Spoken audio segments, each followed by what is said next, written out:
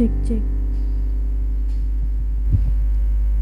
Shalom, selamat pagi jemaat yang terkasih dalam nama Tuhan Yesus Kristus. Sungguh sangat mengucap syukur pada pagi hari yang indah ini. Kita semua masih diberi kesempatan untuk boleh berkumpul, memuji dan memuliakan nama Tuhan. Sebelum ibadah ini akan dimulai, ada dua buah pengumuman yang perlu menjadi perhatian kita semua. Yang pertama, bagi jemaat sekalian yang masih membawa ponsel pada ibadah pagi hari ini dan belum dinonaktifkan, dipersilahkan untuk menonaktifkan ponselnya agar ibadah kita pada pagi hari ini dapat berjalan dengan lancar. Pengumuman yang kedua, kepada seluruh anggota WBI, diharapkan kehadirannya dalam persekutuan WBI yang akan dilaksanakan pada hari ini, Minggu 21 November pada pukul 10 pagi, bertempat di kediaman Ibu Mintarsi. Sekian informasi tambahan yang dapat saya sampaikan. Mari kita awali ibadah kita pada pagi hari ini dengan pujian Rencanamu Indah. Kita mau rasakan begitu indah rencana Tuhan dalam kehidupan kita, dalam setiap hal yang sudah Tuhan kehendaki terjadi dalam kehidupan kita. Semuanya adalah indah untuk masa depan kita yang penuh harapan dan damai sejahtera. Kita pujikan dengan penuh ucapan syukur.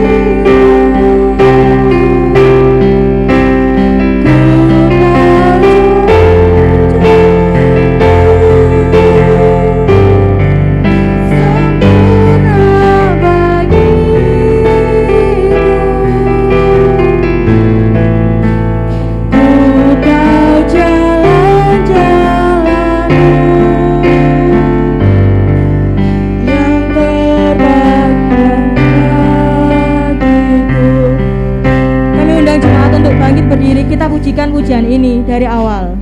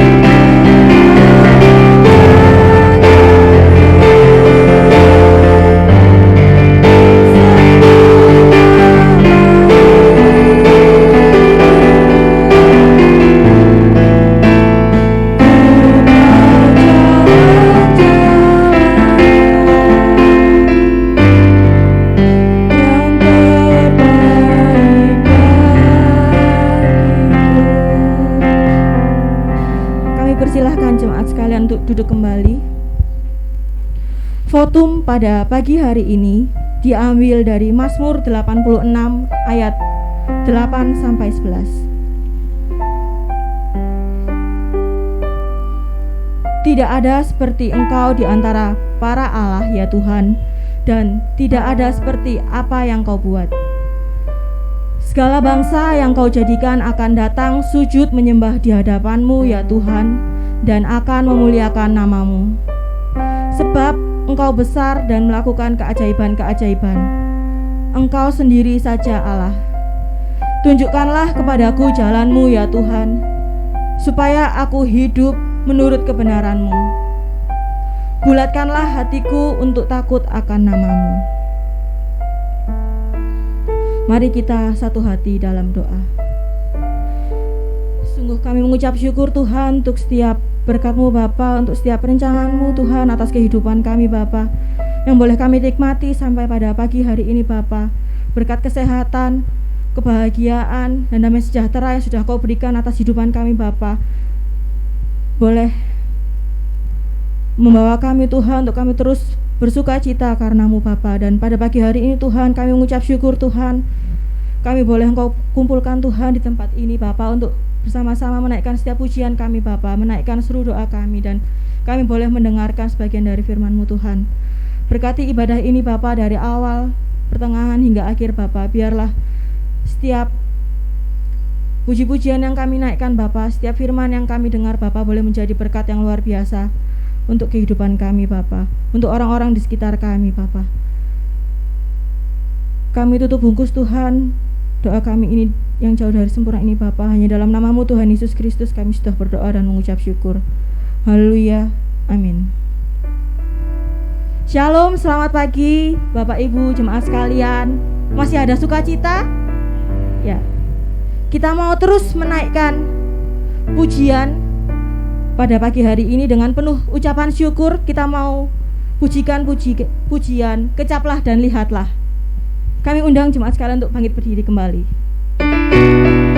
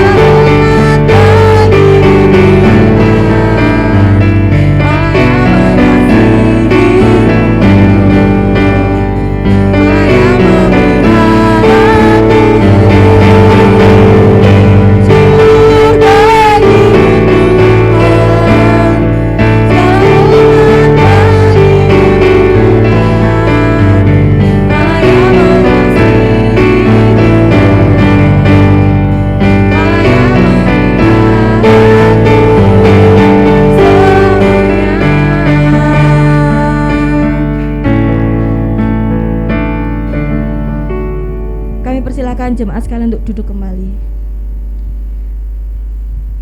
Kini saatnya kita mempersiapkan hati dan pikiran kita untuk mendengarkan firman Tuhan yang nantinya akan dinaikkan oleh hambanya Pendeta Andri Kartika Nugroho.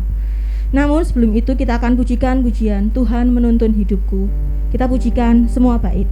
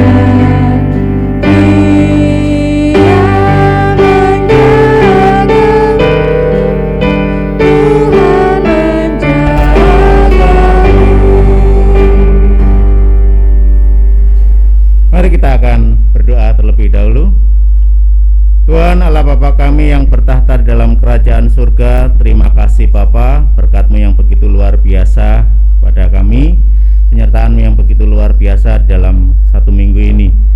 Dan saat ini Tuhan, kami mempersiapkan hati, pikiran kami untuk boleh memuji, memuliakan Engkau, dan kami boleh mendengarkan firman-Mu. Berbicaralah Tuhan, kami siap untuk mendengar. Di dalam nama Tuhan kami Yesus Kristus kami berdoa, amin. Bapak Ibu yang dikasihi di dalam Tuhan, mari kita akan melanjutkan pelajaran kita dari Yohanes pasal 7. Yohanes pasal 7 ayat 37 sampai dengan 39. Yohanes pasal 7 ayat 37 sampai dengan 39.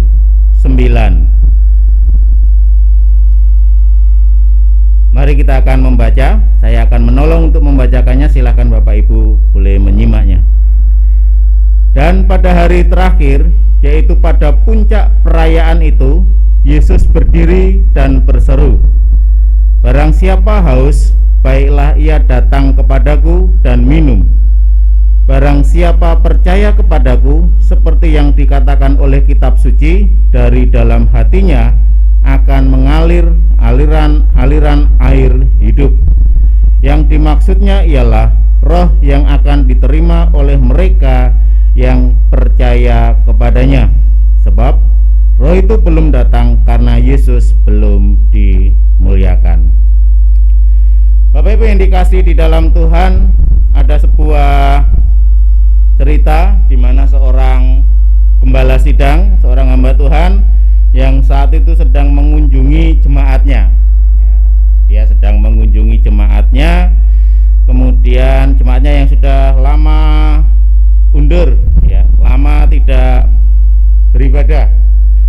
Ketika dia berkunjung, ya bertanya kepada keluarga yang dikunjungi ini, bagaimana keadaan keluarga? Wah, puji Tuhan Pak, baik. Wah, puji Tuhan, baik. Kalau begitu, saya pikir tidak ada apa-apa, ada masalah kok lama nggak ke gereja, gitu ya. Kemudian sang gembala ini bertanya lagi, bagaimana anaknya? Sehat Pak? Ya, sekarang sudah SMP, sekarang dia sudah masuk SMP negeri A, gitu ya, negeri A. Kemudian gembala ini bertanya lagi, wah sudah besar ya? Ya, berarti sudah saatnya dia untuk ngambil keputusan, percaya pada Tuhan dan mengikuti kelas baptisan dan dibaptis. Kemudian orang tuanya ini menjawab, wah iya Pak, tetapi itu kan biar dia sendiri yang mengambil keputusan, biar dia sendiri yang mengambil keputusan. Nanti kalau saya paksa berarti kan tidak baik. Oh iya betul, memang di dalam Alkitab pun ya, harus dari hatinya, harus dari mulutnya sendiri dia percaya dan menerima Tuhan Yesus sebagai Tuhan dan Juru Selamatnya. Kalau dipaksa itu akan tidak baik, berarti dia karena terpaksa. Nah, nanti biar dia sendiri Pak yang akan mengambil keputusan. Oke. Ya. Seiring berjalannya waktu, rupanya keluarga ini juga tidak lagi datang ke gereja, ya, tetap tidak datang ke gereja, dan melihat rupanya anaknya semakin besar, semakin kuliah, ya, terus bekerja. Tetapi rupanya keluarga ini tidak menunjukkan bagaimana dia sebagai orang tua mempunyai tanggung jawab untuk mendidik, mempunyai tanggung jawab untuk menjadi teladan bagi anak-anaknya. Mereka sendiri juga tidak pernah pergi ke gereja. Nah, kalau mereka nggak pernah pergi ke gereja, bagaimana anaknya akan mengenal Tuhan Yesus? Kalau mereka sendiri tidak mengajarkan setiap hari kepada anak-anaknya, bagaimana anak-anak ini bisa mengerti siapa Yesus? Akhirnya anak-anaknya mengikuti pola orang tuanya. Mereka berpikir bahwa kekristenan itu atau agama Kristen itu ya seperti seremonial saja. Minggu neng gereja, mong adate tok gitu ya. Mereka tidak merasakan bagaimana mereka haus akan firman Allah, mereka haus akan kebutuhan kerohanian mereka. Mereka disibukkan dengan pekerjaan mereka, sehingga anak-anaknya pun seperti itu. Nah, Bapak Ibu yang dikasih di dalam Tuhan, orang tua seperti ini dia tidak menggunakan waktu yang baik untuk memberitakan Injil kepada terkhusus keluarganya sendiri.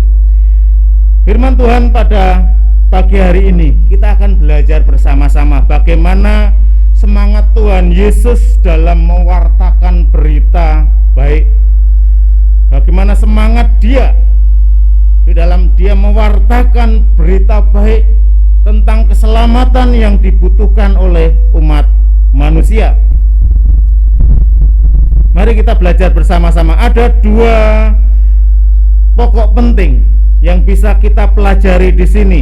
Semangat Tuhan Yesus dalam mewartakan berita baik. Pokok yang pertama ialah di mana Tuhan Yesus tetap mewartakan berita sukacita dalam situasi apapun. Mari kita baca ayat 37. Dan pada hari terakhir, yaitu pada puncak perayaan itu, Yesus berdiri dan berseru, barang siapa haus, baiklah ia datang kepadaku dan minum. Dikatakan di dalam ayat ini, dan pada hari terakhir. hari terakhir dari puncak perayaan Pondok Daun, di mana saat itu seluruh orang-orang Yahudi, khususnya laki-laki, wajib untuk berkumpul, wajib untuk datang untuk merayakan Pondok Daun ini. Mereka membangun pondok-pondok atau membangun gubuk dari kayu dengan beralaskan ranting-ranting, dengan beratapkan daun-daun yang ada. Dan perayaan Pondok Daun ini sebagai peringatan bagaimana mereka dulu disertai oleh Allah di padang gurun, bagaimana mereka dulu diberkati oleh Tuhan selama mereka di padang gurun 40 tahun lamanya. Perayaan Pondok Daun juga merayakan bagaimana mereka bersuka cita atas hasil panen mereka yang begitu luar biasa,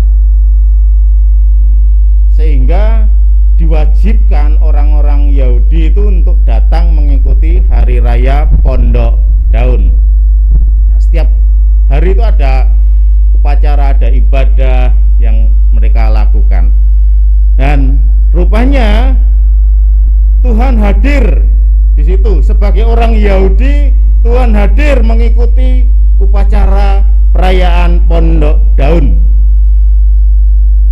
Di tengah-tengah perayaan itu Tuhan sudah menceritakan, kita belajar minggu yang kemarin, Tuhan sudah menceritakan tentang penginjilan, tentang juru selamat, siapa dirinya. Meskipun ada yang menerima, ada yang tidak, ada yang pro dan ada yang kontra. Dan rupanya pada hari terakhir di mana perayaan Pondok Daun ini, orang-orang Yahudi dia memegang daun palem, memegang ranting daun palem, dipotongi, dia pegang, dia memuji Tuhan di bait Allah. Dan imam dengan mengambil tempat air, tempayan yang terbuat dari emas, dia mengambil air dari kolam Siloam. Para imam itu mengambil air dari kolam Siloam, dibawa ke mezbah Tuhan, ke bait Allah. Dia mengelilingi mezbah Tuhan itu 7 kali.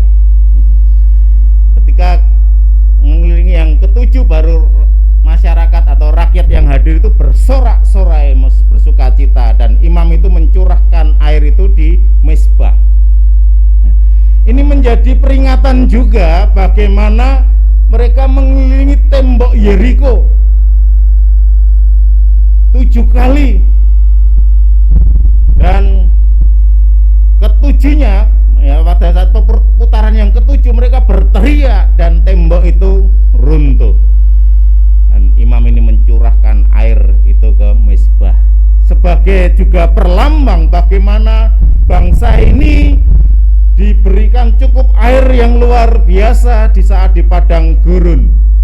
Air memancar dari batu karang yang memberikan kehidupan kepada mereka. Tuhan melihat kesempatan yang indah ini, bagaimana orang-orang ini menjalankan upacaranya, mengucap syukur, dan mereka mengenang bangsa Israel, bangsanya nenek moyangnya dulu yang dipelihara oleh Allah dengan mengeluarkan air dari batu karang selama di padang gurun. Lalu Tuhan mengatakan, barang siapa haus, baiklah ia datang kepadaku dan minum.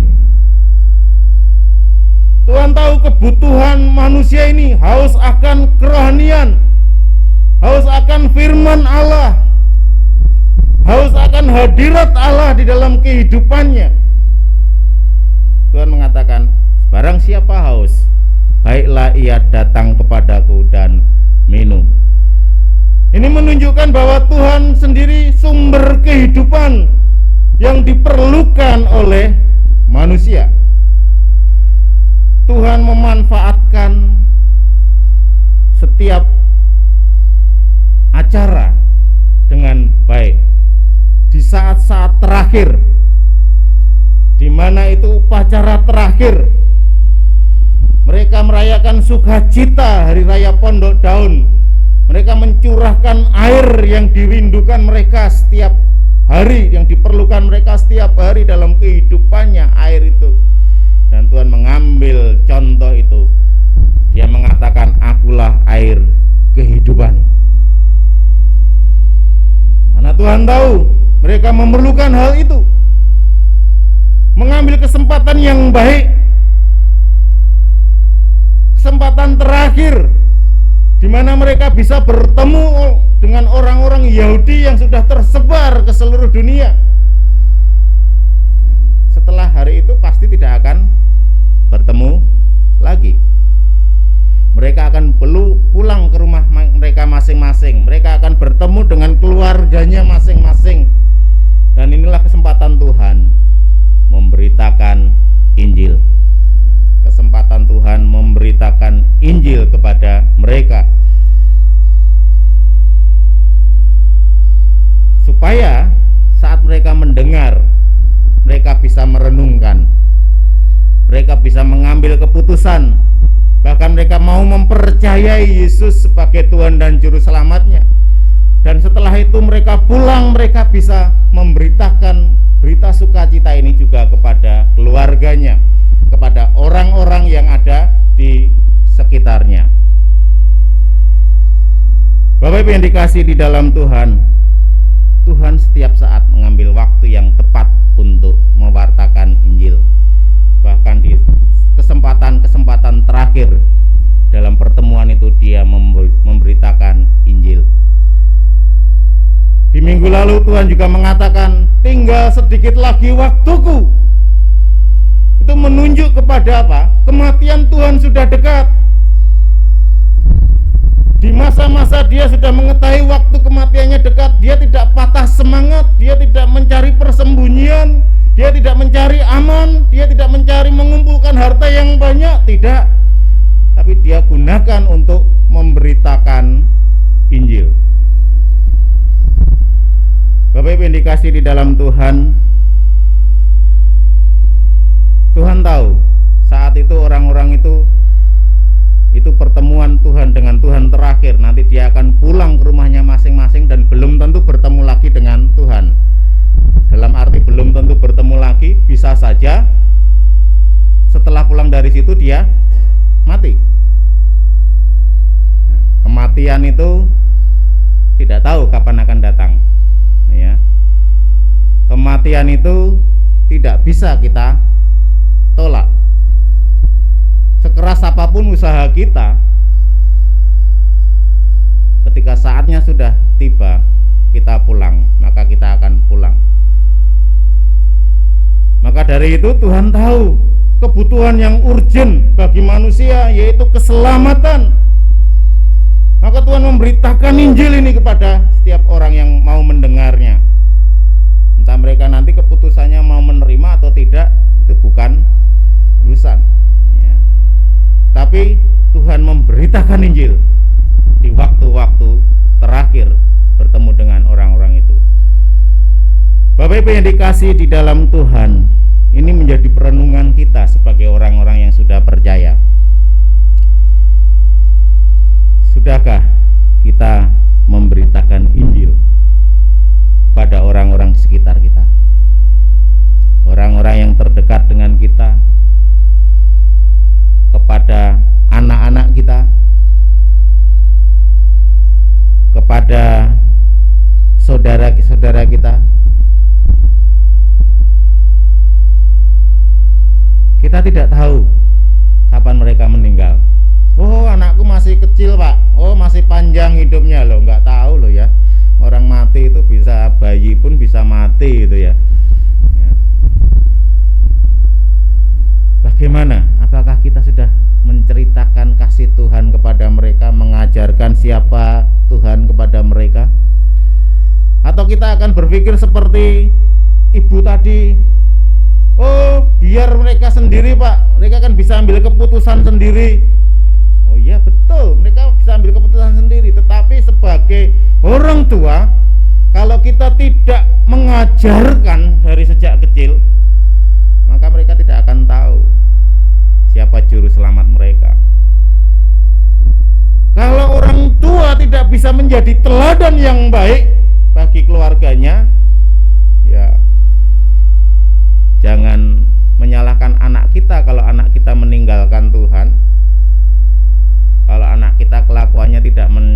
menjalankan firman Allah, ya jangan disalahkan.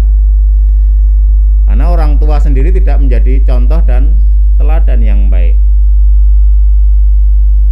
Sebagai kepala keluarga, sebagai imam, kita mempunyai tugas dan tanggung jawab untuk mempertanggungjawabkan keluarga kita kepada Allah. Apakah kita sudah menjadi imam yang baik bagi anak-anak kita, bagi istri kita? Sebagai istri yang mengasihi ahli waris kerajaan Allah, apakah kita sudah menjadi istri yang baik, mengajarkan kepada anak-anak kita? Membimbing suami kita, mendoakan suami kita setiap saat, mendoakan anak-anak kita agar menjadi anak-anak yang takut akan Tuhan, anak-anak yang mengerti akan siapa Tuhannya dan juru selamatnya. Ini tanggung jawab kita. Tuhan Yesus sudah memberikan teladan bagi kita. Dia mengasihi umat manusia. Tuhan rela datang ke dunia menjadi manusia untuk menebus dosa-dosa kita. Dia memberitakan Injil terus di masa pelayanannya. Meskipun ada penolakan, dia terus memberitakan Injil. Bahkan di kesempatan terakhir bertemu dengan orang-orang ini, Tuhan tetap memberitakan Injil. Tuhan tahu apa keperluan orang-orang ini. Begitu juga ini harus menjadi teladan bagi kita. Tugas kita di dunia ini bukan mencari kekayaan, mengumpulkan uang di rekening kita sebanyak mungkin, tetapi tugas kita adalah apa? Amanat agung Tuhan, beritakan Injil, jadikan segala bangsa muridku.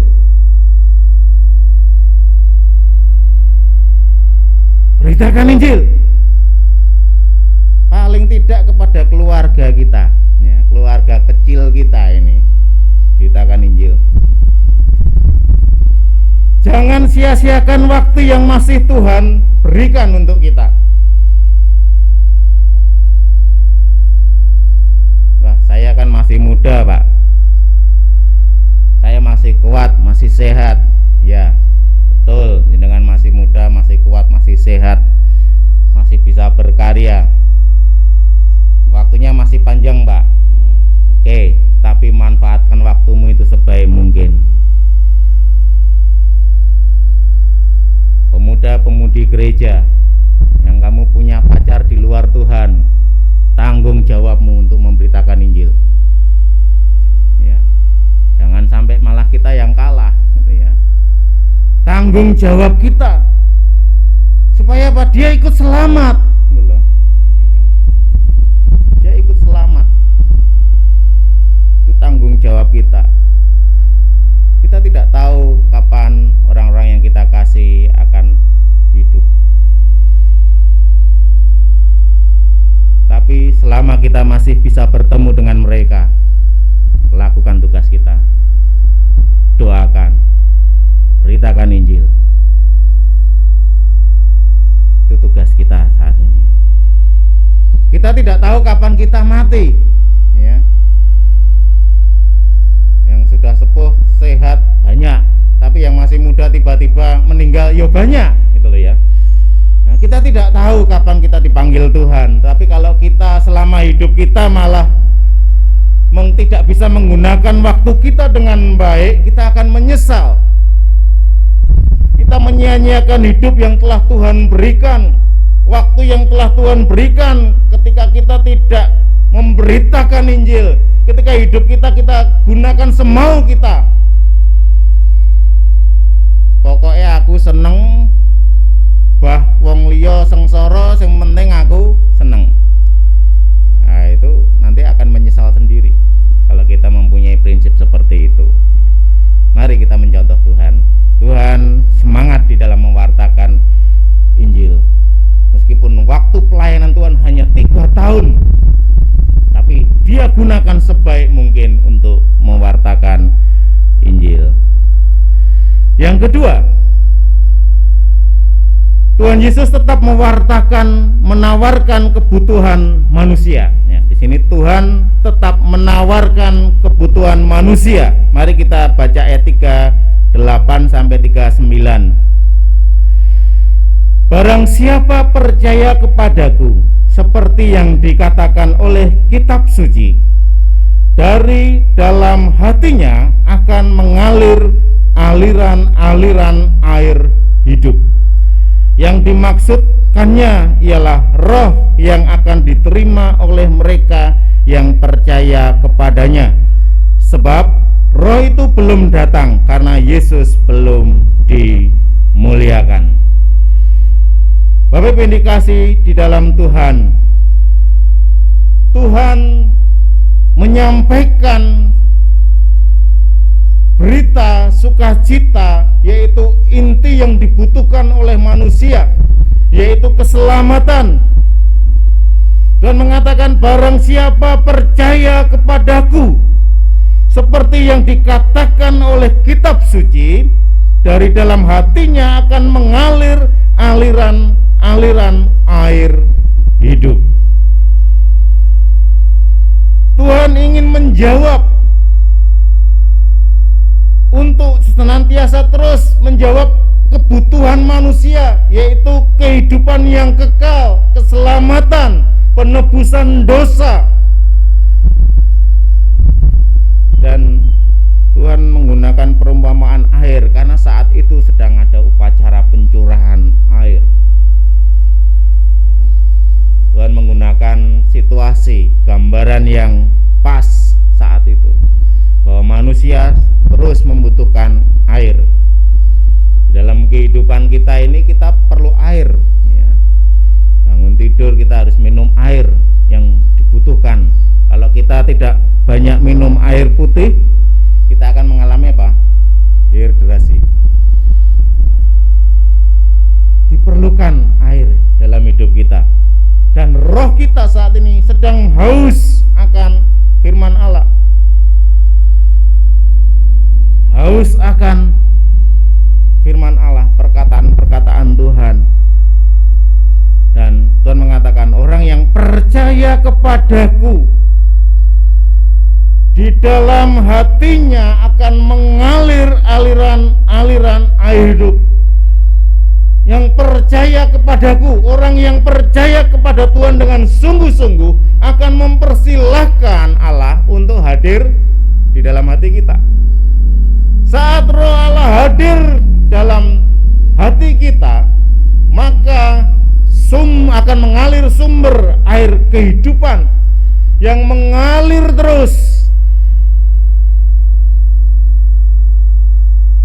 memberikan rasa damai yang akan senantiasa terus mengingatkan kita, karena mengalir terus, bukan air yang diam, yang membersihkan kita, yang senantiasa terus menjadi jalur bagi kita hidup di dunia ini. Tuhan memanfaatkan waktu itu yang tepat. Dia tidak membuang-buang waktunya untuk ngobrol ngalor ngidul, ya, tidak membuang-buang waktu untuk ngobrol ngalor ngidul, ya, tetapi tepat. Dibutuhkannya apa? Ya, beritakan Injil. Kalau kamu mau percaya, kamu akan memperoleh keselamatan.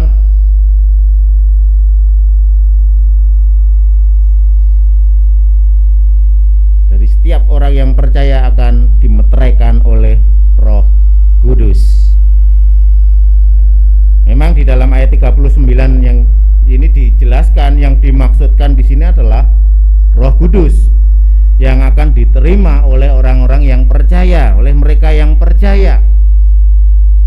Tapi sebab roh itu belum datang, karena apa? Yesus belum dimuliakan. Belum dimuliakan di sini maksudnya apa? Tuhan Yesus belum menyelesaikan tugasnya, yaitu menebus dosa-dosa manusia di kayu salib. Makanya nanti kalau kita belajar terus, ada pencurahan Roh Kudus, ya. Karena Tuhan sudah dimuliakan. Tuhan sudah menyelesaikan tugasnya, menebus dosa-dosa manusia, mati di kayu salib, dan pada hari yang ketiga bangkit dari kematian. Dan setelah itu Tuhan kembali ke rumahnya, menduduki tahtanya di surga. Dan setelah itulah setiap orang yang percaya kepada Tuhan Yesus, dia akan dimeteraikan oleh Roh Kudus. Dan ketika dia betul-betul mau dibimbing oleh Roh Kudus, maka Roh Kudus itu akan senantiasa terus mengontrol, mengingatkan kepada kita, mengajak kita untuk senantiasa terus mau membaca, merenungkan, mendengarkan firman Allah.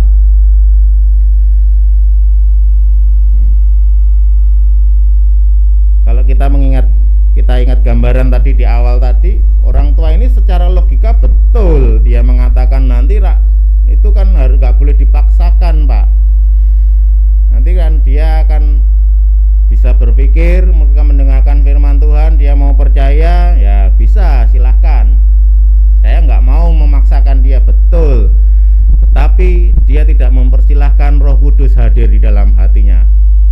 Mengapa saya bisa mengatakan seperti itu? Karena dia tidak bisa menjadi teladan bagi anak-anaknya. Dia sendiri tidak mengajarkan kepada anak-anaknya. Apakah dia sudah menerima Tuhan Yesus sebagai Tuhan dan Juru Selamatnya secara betul? Apakah Roh Kudus sudah dipersilahkan masuk dalam hatinya? Kalau Roh Kudus sudah dipersilahkan masuk dalam hatinya, dia akan menjadi teladan. Karena Roh Kudus itu akan selalu mengingatkan, akan membimbing dia untuk merenungkan firman Tuhan setiap hari, membimbing dia untuk berdoa, membimbing dia untuk mengajak datang ke gereja, bersekutu.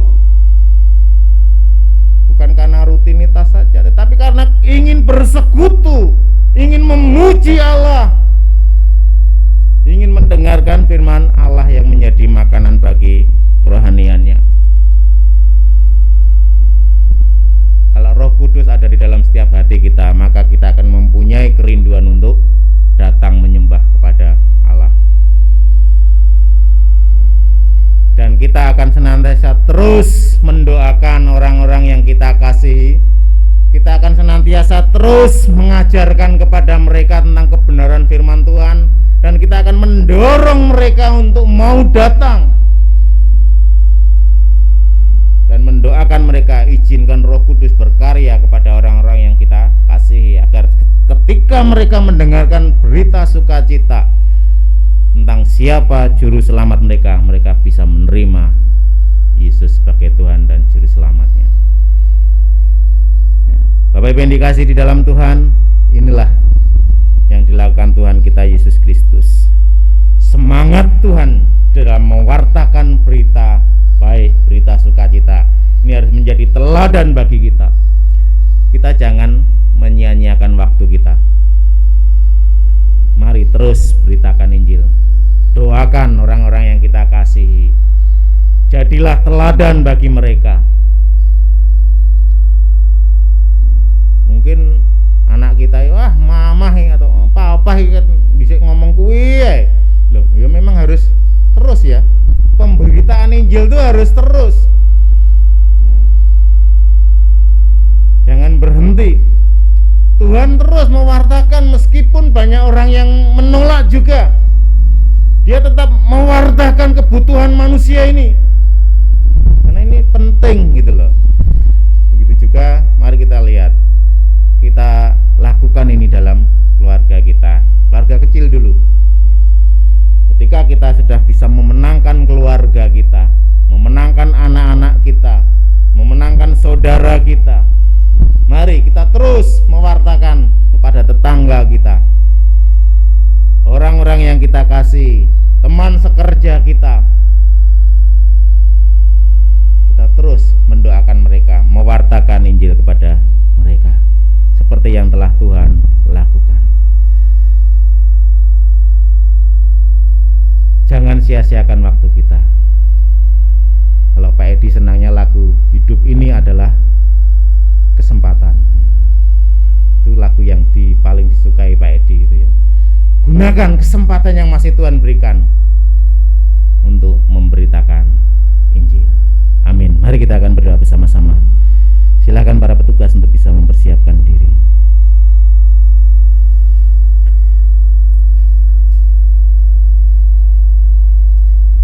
Bapak Ibu yang dikasihi di dalam Tuhan, mari kita renungkan kembali firman Tuhan yang sudah kita dengarkan saat ini. Bagaimana Tuhan memanfaatkan waktu yang sisa untuk bisa tetap terus memberitakan Injil. Baik waktu dia yang sudah tidak lama dalam pelayanannya, maupun saat itu dia hanya waktu terakhir dia bertemu dengan orang-orang yang hadir. Tuhan tidak mau menyia-nyiakan waktunya dengan membuang waktunya dengan sia-sia, tapi dia tetap memberitakan Injil dalam setiap situasi apapun. Tuhan tetap menawarkan kebutuhan manusia, yaitu keselamatan yang dibutuhkan. Meskipun banyak orang yang mungkin menolak, tetapi Tuhan tetap terus memberitakan hal ini. Tidak jemu-jemu. Mari kita lakukan, kita meneladani Tuhan Yesus. Apabila selama ini kita menyia-nyiakan waktu kita, datanglah kepada Tuhan, minta ampun, dan mintalah supaya Tuhan bisa menolong kita untuk terus menggunakan waktu kita dengan baik untuk mewartakan Injil. Tuhan Yesus, kami mengucap syukur melalui firman-Mu pada pagi hari ini. Kami boleh ditegur, kami boleh diingatkan kembali sebagai orang Kristen, pengikut Kristus, orang-orang yang sudah diselamatkan.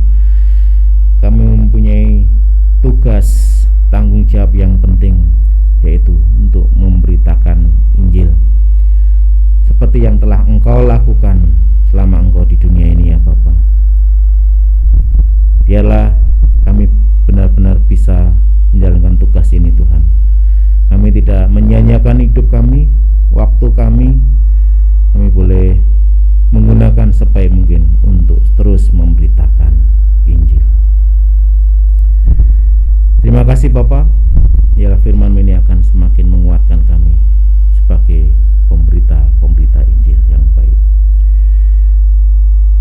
Dan kami juga berdoa saat ini Tuhan untuk persembahan perpuluhan yang sudah kami kumpulkan dalam kotak persembahan. Dan Tuhan akan berkati. Kami menyerahkan persembahan ini dapat dipergunakan sebaik mungkin untuk pelayanan di gereja ini, ya Bapak. Tuhan Yesus, kami juga menyerahkan setiap anak-anak-Mu yang telah memberikan persembahan dan perpuluhan dengan ketulusan hatinya. Tuhan akan terus memberkati kehidupan mereka, supaya mereka terus dapat menjadi contoh teladan, mereka hidup sesuai dengan kebenaran firman-Mu. Kami juga berdoa untuk anak-anak-Mu yang memberikannya melalui transfer ke rekening gereja. Tuhan juga memberkati mereka semuanya, ya Bapa. Tuhan Yesus, tidak lupa kami juga berdoa untuk saudara-saudara kami yang telah Tuhan berkati dalam 1 minggu ini. Kami menyerahkan Bapak Hari Riono dan Saudara Kevin Yusua Fernando yang Tuhan berkati, Tuhan tambahkan umurnya 1 tahun di dalam minggu ini. Biarlah Tuhan akan terus menolong memberkati kehidupannya. Tuhan memberkati kesehatannya, Tuhan memberkati pekerjaannya, keluarganya Tuhan juga berkati. Dan kami rindu Bapa, biarlah waktu yang masih Tuhan berikan boleh dipergunakan sebaik mungkin untuk melayani Tuhan. Kami menyerahkan juga ya Bapa saat ini untuk bangsa dan negara kami.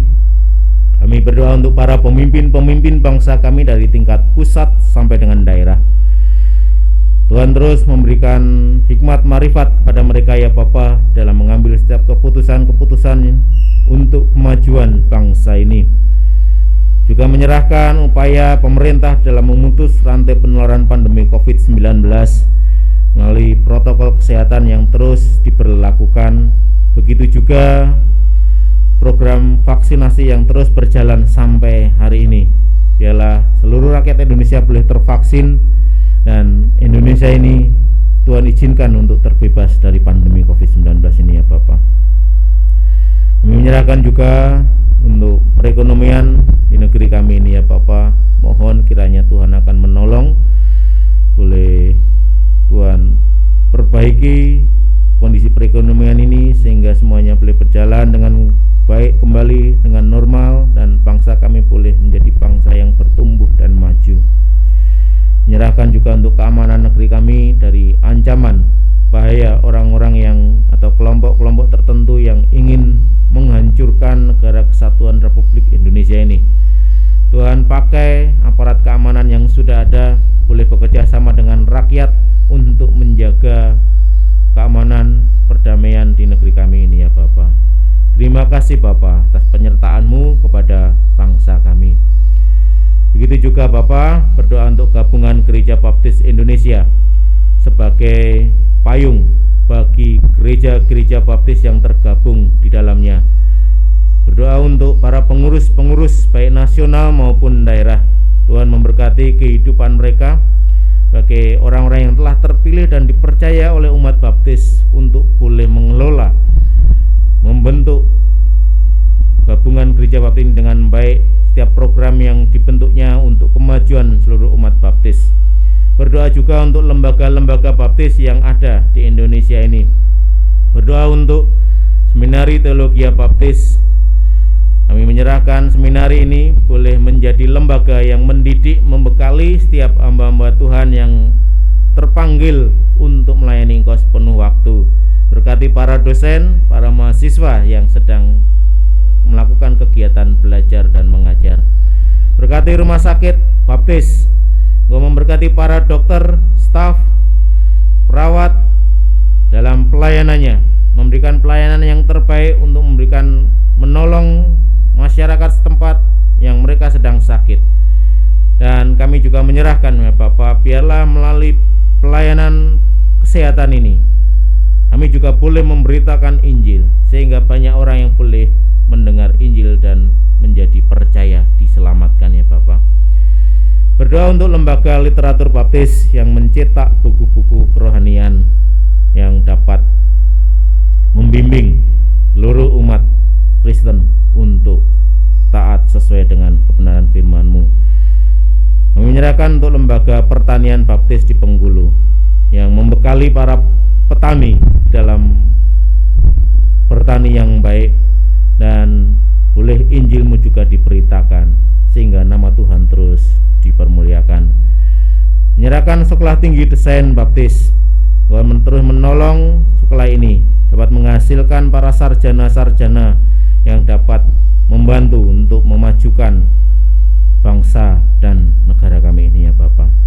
Terima kasih Bapak. Kami juga berdoa untuk para hamba Tuhan yang boleh Tuhan pilih Tuhan untuk melayani hari ini. Engkau memberkati setiap anak-anak-Mu, para hamba-hamba Tuhan ini dalam kehidupannya, dalam pelayanannya. Tuhan akan terus memberkati mereka. Berdoa untuk 150 lebih gereja-gereja yang mengalami kekosongan gembala sidang. Tuhan akan menolong gereja-gereja ini dalam pergumulannya. Tuhan akan kirimkan orang-orang yang siap melayani di ladang-Mu ya Bapa. Terima kasih Bapa. Kami juga berdoa saat ini untuk Gereja Baptis Gubeng yang telah Tuhan izinkan berdiri di tengah-tengah masyarakat Gubeng. Kerinduan kami gereja ini terus menjadi berkat, menjadi terang dan menjadi garam bagi masyarakat di sekitar sini. Kami menyerahkan setiap pelayanan-pelayanan yang sudah kami lakukan. Yang Tuhan akan menolong, memberkati baik secara online maupun offline. Kami menyerahkan setiap jemaat yang mengikutinya, baik orang-orang yang melihat melalui channel YouTube, mereka akan diberkati. Bapa, kami menyerahkan setiap pelayan-pelayan Tuhan yang telah siap untuk melayani Engkau dengan karunia-karunia yang telah Tuhan berikan. Tuhan akan memberkati kehidupan setiap pelayan-pelayan Tuhan ini. Menyerahkan juga untuk majelis perancang gereja yang telah mengabdikan di dalam menjadi majelis di gereja ini untuk memikirkan kemajuan pelayanan di gereja ini. Tuhan akan memberkati keluarganya, Tuhan memberkati kehidupannya, kesehatannya Tuhan juga berkati. Dan kerinduan kami Bapa, mereka bisa menjadi teladan bagi jemaat dan masyarakat di sekitar gereja ini. Tuhan Yesus, kami juga menyerahkan saudara-saudara kami, para lansia yang tidak bisa hadir, yang tidak bisa ikut di dalam ibadah secara onsite ini. Tuhan akan memberkati kehidupan mereka, kesehatannya Tuhan berkati, Tuhan akan mencukupkan segala kebutuhannya ya Bapa. Menyerahkan imannya, tetap terus bersandar pada Engkau sebagai Tuhan dan Juru Selamatnya. Berkati anak-anak kami yang masih menjalani pendidikan, baik secara online maupun PTM. Tuhan akan memberkati mereka, memberikan semangat kepada mereka di dalam mereka belajar. Tuhan juga memberkati kecerdasan mereka. Kami menyerahkan para orang tua yang mendampingi. Tuhan akan menolong, memberikan kesabaran, memberikan hikmat kepada setiap para orang tua. Tuhan juga mencukupkan segala kebutuhan anak-anak kami dalam pendidikannya ini ya Bapa. Kami tidak lupa juga berdoa ya Tuhan untuk Pos PI Gempol yang belum bisa kami layani secara onsite. Kiranya jemaat di sana boleh mengikutinya secara online dan imannya boleh terus tetap bertumbuh. Mereka tetap setia kepada Engkau, menjadi teladan, menjadi contoh bagi masyarakat di sekitarnya. Terima kasih Bapa.